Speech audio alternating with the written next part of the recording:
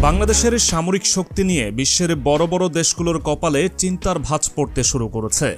একসময়ের তুলনামূলক দুর্বল প্রতিরক্ষা ব্যবস্থা এখন পরিণত হচ্ছে এক ভয়ঙ্কর শক্তিতে।